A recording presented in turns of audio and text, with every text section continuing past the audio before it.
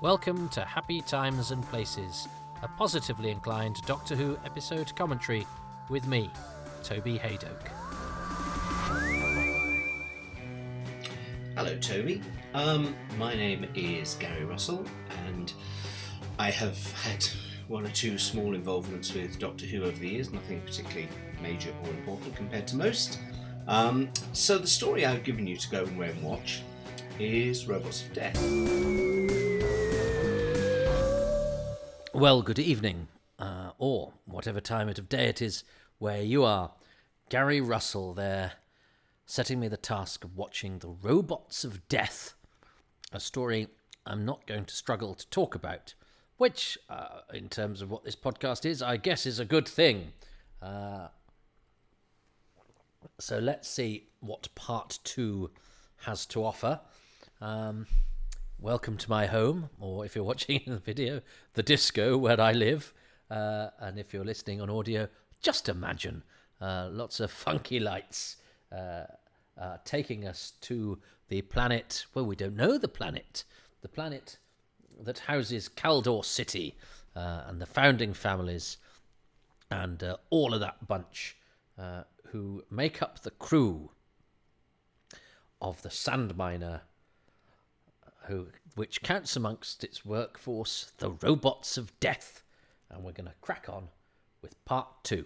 And we're going to press play in 3, 2, 1, now. And mine was on pause because it had already slightly started. So even if you did manage to sync up with me, I was already a few frames ahead. Sorry about that.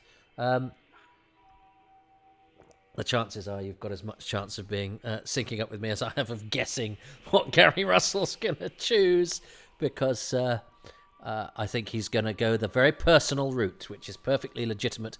Doctor Who is tied up with our childhoods, I think, which is why it is such a powerful thing. Whether we have a happy childhood or an unhappy childhood or a mixture of both, Doctor Who is like an anchor for a lot of those moments. It provided either solace or joy or excitement. So, yes, here's the Doctor finding Carol in the Sandminer on film. Not much film in this story. And it's useful for the... I always thought it was a bit like sort of breakfast cereal, this stuff that the Doctor nearly drowns in. Yes, I suppose, you know, it could be flying in much faster and sort of cut him to pieces, but that's a funny shot, isn't it? That of the corridor, which slightly the robots get slightly wobbled. I think it's something to do with maybe the inlay at the back. Anyway, I've only just noticed that. So this is a great story that is probably going to be... I'm probably going to have the guilt of leaving out some things that I very much like. I like the fact the Doctor's got a pipe thing that he can... it's a very simple... It's sort of a... Is it a false cliffhanger? No, it's... Well, I mean, he finds Carol's body, so that's an important development. Somebody has locked him in the hopper. So Cass is off now. No, spoilers. One of the things I remember about the book is that when they gather a bit later, Terence Dix, the writer of the book, gives the the lineup of the crew and says the tall, lean Cass, but Cass is actually dead at that point. So I remember a continuity error within the pages of the Target book. David Bailey as Dask, who Michael Bryant uses in. I think it's Michael Bryant who directs the episode of Blake 7 he's in, and he was about quite a lot, Bailey, and he was an associate artist at the Royal Shakespeare Company, and then sort of stopped acting, disappeared. And then appeared again. I remember seeing him in an advert for... He played a butler in an advert for something. Legal in General or something like that.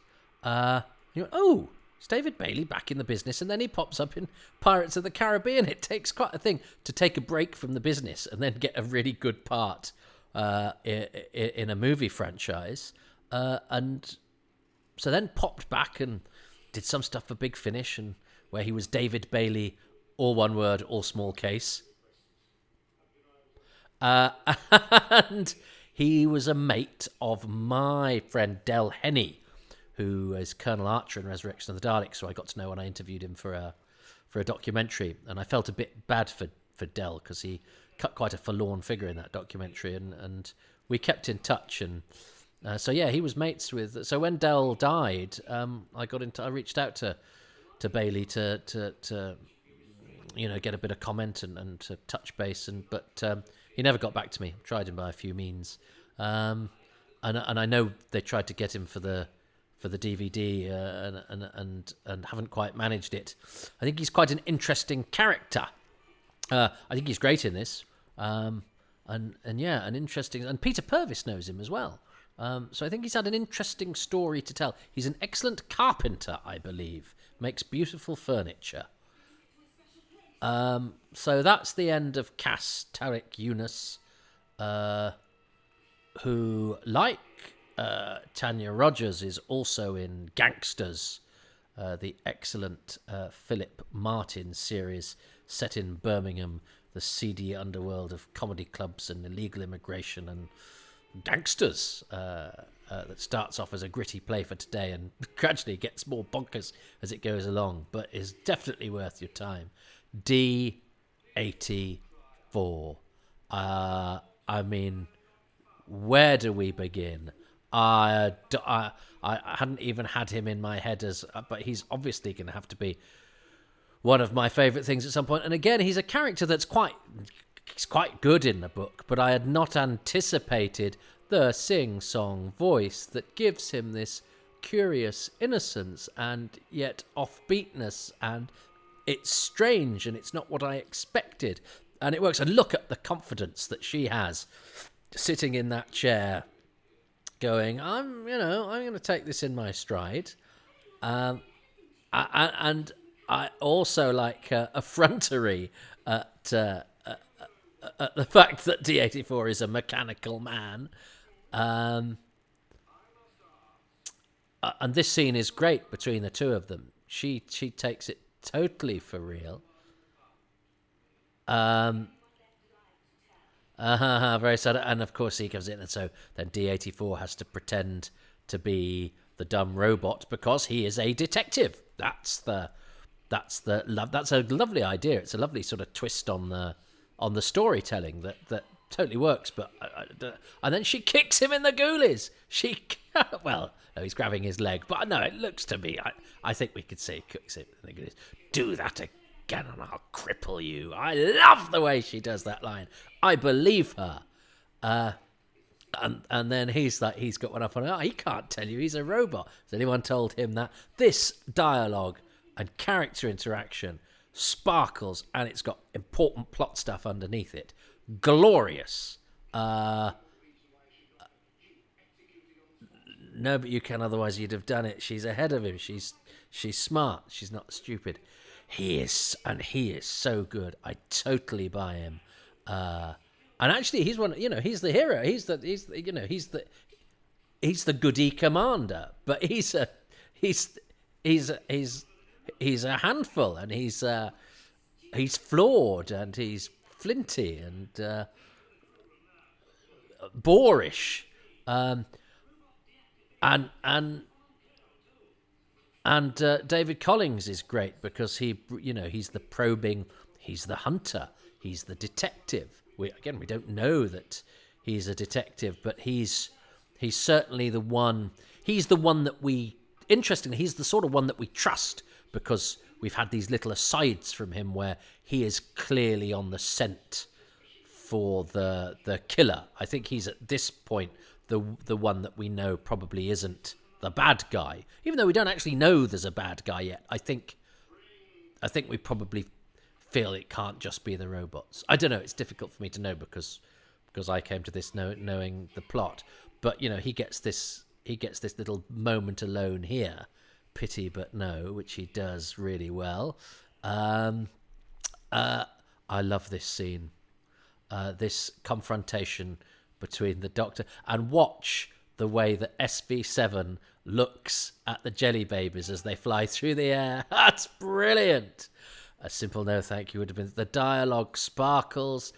Tom Baker is at his obtuse best. Very, very witty exchange. So witty, in fact, that there's a line coming up that is so gorgeous that, of course, I tried to feed it into conversation at school, thinking I would come across as very witty, and actually probably coming across like somebody who goes, "Shut up, Baldrick," or any quote from a television program that you use to try and make yourself look funny and end up coming across, you think you come across as Oscar Wilde, and you actually come across more like Rick from The Young Ones. I'm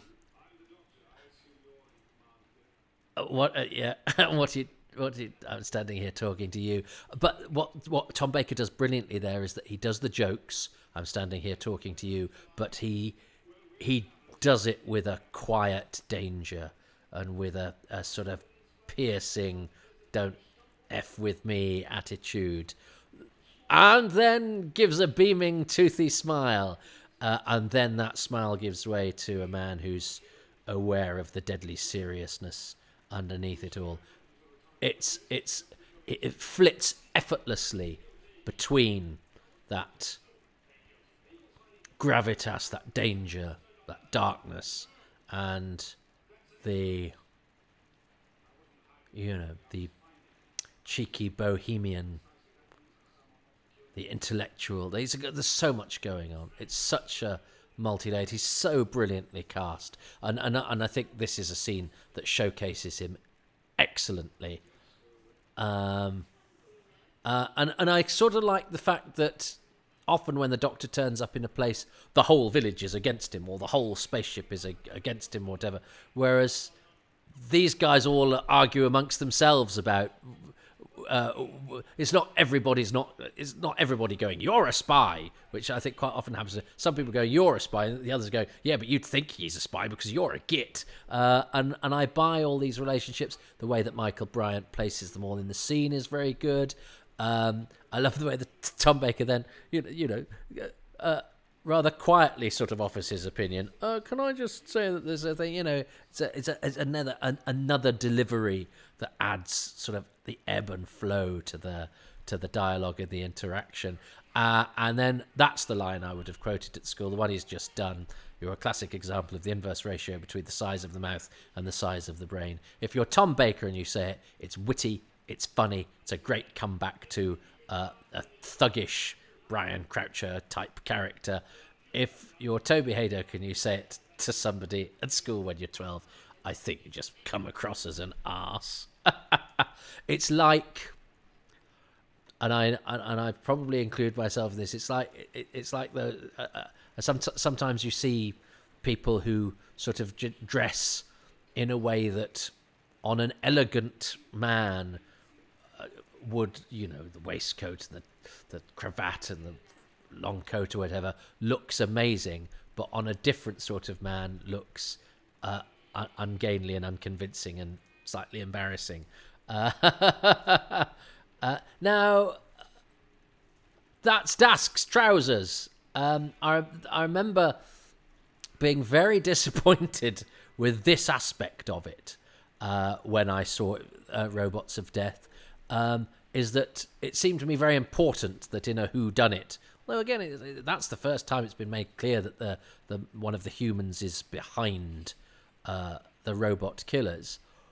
So we have a shot of Dask's trousers. Dask is the only one. In other stories where everyone wears the same uniform on a spaceship, it could have been any old person's trousers, but everyone has individual uniforms. So therefore, showing Dask's trousers immediately gives away that Dask is the bad guy. Just as the first time we're introduced to the concept that there is a bad guy that isn't a robot of death, which we think the title has spoiled for us, you see, but actually it doesn't matter because there's another thing to guess. Who's the villain? Oh, we don't need to guess that. It's Dask. So isn't that curious that one of the most important element of a whodunit is that they tantalize you with who done it is that as soon as we discover that somebody done it, they also tell you who's the dunner. It seems there's so much attention to detail in the rest of it that it seems an odd oversight. It's almost like they go, well, it doesn't actually matter. But I think it does. I think it would be nice if that was a surprise and you kept guessing, especially as they set up Ivanov later with his hands around Zilda's throat, and you're given the idea that Borg might be sort of a violent person, and David Collins is shifty. Turns out that what he has to hide is that he's a detective, and the Zilda Ivanov thing, which is all about this founding family stuff that they don't explain particularly, but it's enough. It's enough. It's a thing. You sort of buy it. It's good. It's great. So why show Dask's trousers? I think that's a shame. Yeah, so Dask's jacket I have worn. I don't own anything from Doctor Who, but I have, and it had the.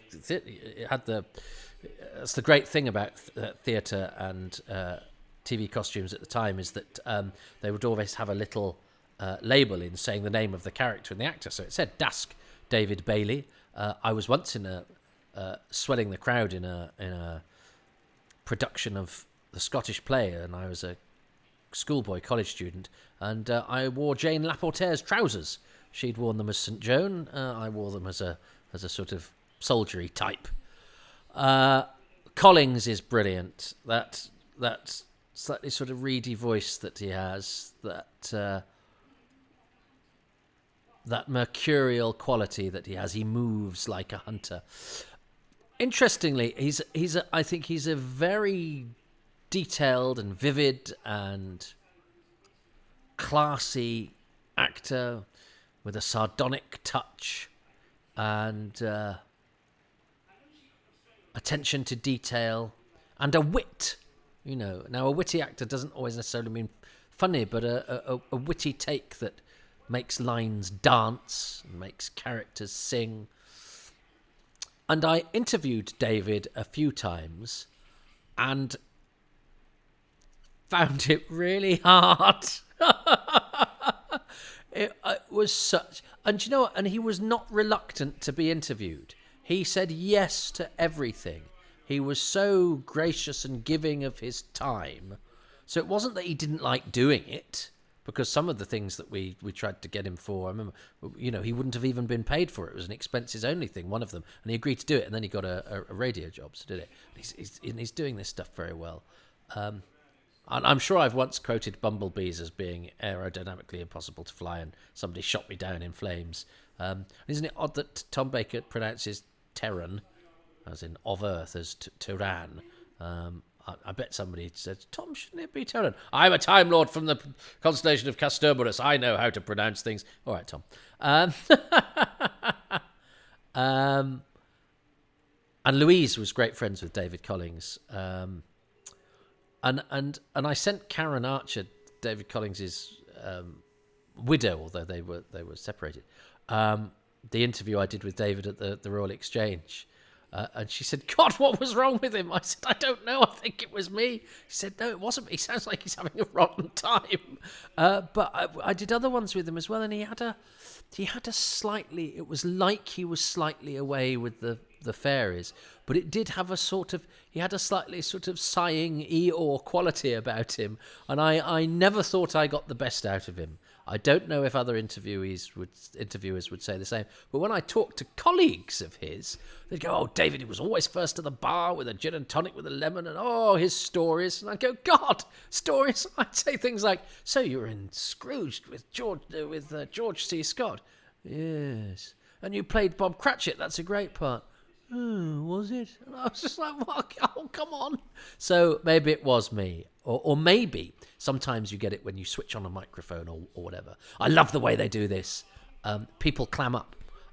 This is brilliantly done. I'd call for a robot. And the way that is, it's just get the box. The way that Tom Baker very casually says, oh, get the box. And he goes, yeah, I'll just, and I believe them. They are real people doing a thing, just getting a box off a shelf. and then suddenly you're hit between the eyes with it. Oh God, I'd call for a robot. It's that which is just a sort of putting the puzzle pieces together scene is of superior quality, like so much in this story, full of clever little touches and attention to detail that you wish they'd given when Dask's trousers hoved into view. Oh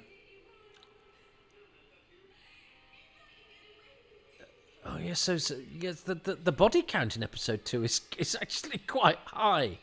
And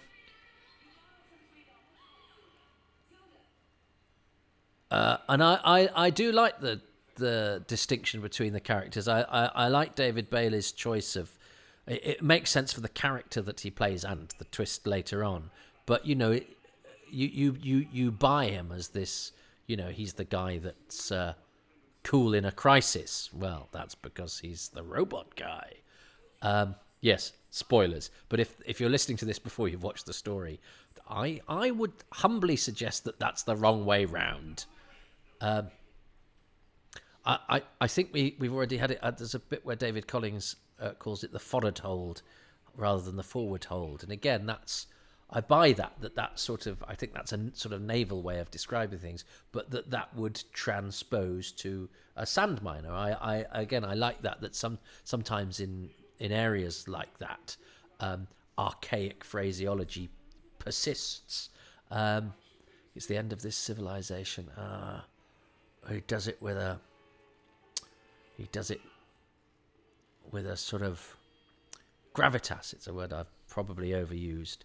Gravitas and quiet danger, I will say about Tom Baker a lot. But that's because we characterize him as this sort of curly-haired loon, this force of nature, mad eccentric Tom Baker. But he's got dramatic grit, and he's got a bite about him. Yeah, Ivanov, what were you doing making Doubly Sure? So it's great because it's perfectly plausible why Poole thinks that what are you doing making Doubly Sure? That's great. So all of this stuff really works, and you still don't quite know what Poole's game is. That's a brilliant shot of the back of Leela's head and her turning round and her sensing the danger. By the pricking of my thumbs, something wicked with this way comes. The doctor is very dismissive of that, but she's right because she has the instinct, and she's had to, pick up different vibes as a hunter herself in the jungle, and it's a great joke. No, nothing's going wrong, he says, the doctor, all superior, and the thing crashes and they all fly, and it was very good. What you call the Star Trek bit, where everybody flies across. That was very well done. Please don't say I told you so. It's full of such rich moments. I've only just noticed the tiger. There's a dead tiger in the ship. So obviously they have tigers on the outskirts of Caldor City. Now this, I think that's great with the robot rising behind her. Again, I'm noticing on this, I'm watching this on a slightly bigger screen to where I've seen it before. The robots are a constant sort of threat. Because we don't quite know, how many and why they're bad, but they are a beautiful design, and that delivery is so good. That emotionless delivery, they're a triumph. The robots are a triumph for a one-off, creation. I know they've persisted, thanks to Big Finish, who've given new life to lots of things. But in the TV series, the amount of attention to detail for this one-off outing. I haven't even mentioned the glorious, gorgeous Pamela Salem, classy actress. I found Borghe's dead. I mean, you barely make that out. You don't see Dask say it because everyone's talking through the wrist things, not on a visual communicator. It's a gift. Yeah, I love all of that. But so there's another flaw. It's interesting. I'm picking out the flaws in this more because I'm confident enough to do so because it's still brilliant. He says, looking at some robots whose faces have half disappeared because of the CSO. Doesn't matter. This is brilliant. But I think it does miss seeing the death of Borg, because he'd made such a good impression. Brian Croucher's perfect casting for it. To have him die off screen and be dispensed with, by a noise off. Now that didn't fade. That didn't bleed. But those close-ups, I don't know if you got all those close-ups on the video. I don't think maybe you got the last one because, of course, the music screams in over it. I don't know. Can't remember. I'm not committing to that. So Borg and Zilda are no more.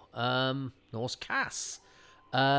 Yeah, I would have liked to have got a proper death scene for Borg. It's suddenly the suspects have shrunk and they're such good characters. But it's amazing that Brian Croucher's in 2 episodes of Doctor Who, but it's a great contribution, and he's a good chap. Is Brian Croucher. Once had half a carafe of wine with him at King's Cross Station. He's a good laugh. I was at a convention with Brian Croucher where he got so drunk his trousers fell down. Now that sounds like the sort of thing somebody would make up, but he was wearing a sort of tracksuity sort of affair. And I'm not, and I got very drunk as well. We all got very drunk as well, but we didn't get so drunk our trousers fell down. Brian Croucher did, and that's the sort of thing that only normally happens in anecdotes. But I was there. He's good company and a good actor. I'd forgotten that. Oh, the things I could tell my 10-year-old self. So I could play Gary Russell at his own game and go, my favourite thing about the Robots of Death is that I saw Brian Croucher get so drunk his trousers fell down. But I'm not. I am going to choose, I think, that scene, that confrontation scene, the interrogation scene where Ivanov says, what are you doing on this mine? I'm standing here talking to you. The classic example of the inverse ratio between the size of the mouth, the size of the brain, the jelly babies flying in SV7 following, the little bits of spiky banter between the crew. That scene, I think, encapsulates so much of what is good about this excellent story. What's Gary Russell gonna choose? It won't be that. He'll probably go, I like Toose's hat because I once shared a bus ride with it in Skegness. I don't know. Episode 2 is a little bit more obvious, I think, because episode 2 introduces us to one of the greatest companions that never was in Doctor Who, from his very first scene with Leela and then Ivanov. He's brilliant, and that, of course, is D84. Who criminally didn't go off in the TARDIS at the end. In fact, the Doctor allows him to die, which I never forgave the Doctor for and still haven't to this day. I think D84 is brilliant. When you consider the idea of a robot companion for the Doctor, and particularly Leela, D84 fits the bill. Instead, a few stories later, we got K9. And there you go. So my favourite thing in episode 2 is the introduction of D84. Oh, I got the impression there that Gary doesn't like K9. People don't like K9, do they? I remember when K9 was new. I'm still sort of reading from the news that the Robots of Death is 43 years old. I mean, as I say, I don't remember it being on. It's sort of before my time, but I still don't think something that is colour that looks, black and white. I can imagine being 40 years old, but not colour. Not Tom Baker. I remember when Doctor Who itself was 20 years old. Now, Robots of Death is double that. I haven't got 77, 87, 97, 2007, 2017. Yeah. It's 44 years old this year. That's insane and slightly frightening. Damn. I mean, I definitely would have chosen D84, but... So you've got to be canny when you play this game, because I would have chosen, I was probably saving him for a later episode. But Gary's got in there, which means I can't now choose D84. So I'm going to go to bed now. And if you hear a cry That'll be me lamenting the fact I didn't choose D84. I hope you're still enjoying the Robots of Death. I'm going to go to sleep now off screen.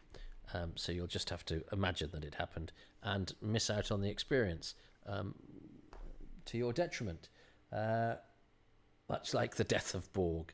I'm thoroughly enjoying this adventure. I hope you are too.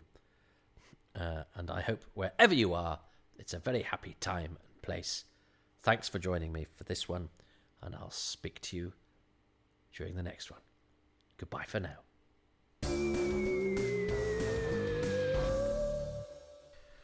Sadly, since I recorded this commentary, David Bailey, who played Dask, who I mentioned quite a lot over the 4 episodes and in the present tense, has passed away at the age of 83.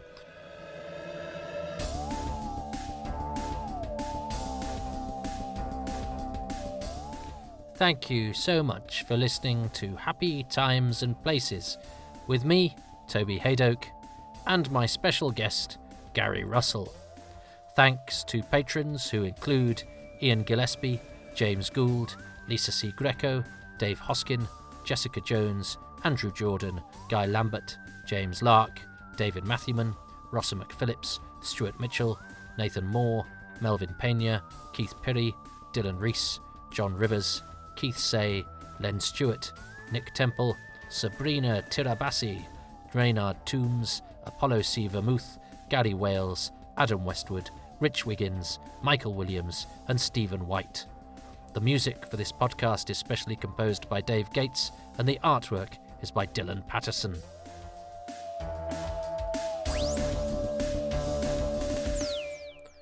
If you would like your name to join those being read out there, you can join my Patreon gang, the Founding Families, at patreon.com/Toby Hadoke. You get advance releases, you get exclusive material, and there's a few trinkets like a badge or two on offer as well. If you don't fancy the monthly thing, how about a one-off donation at ko-fi.com/Toby Hadoke? But I know times are tough. The fact that you're here listening to me dribbling on is payment enough, but you could compound your generosity by leaving me a 5-star review and a good review anywhere that you can where these podcasts are available. There's a video version of this on YouTube that comes out later, and that's on my YouTube channel, Toby Hadoke, which you can subscribe to. That helps as well, as does going to my website, www.tobyhadoke.com. Or you can just get about your day and forget about me for a bit, which I think is probably advisable.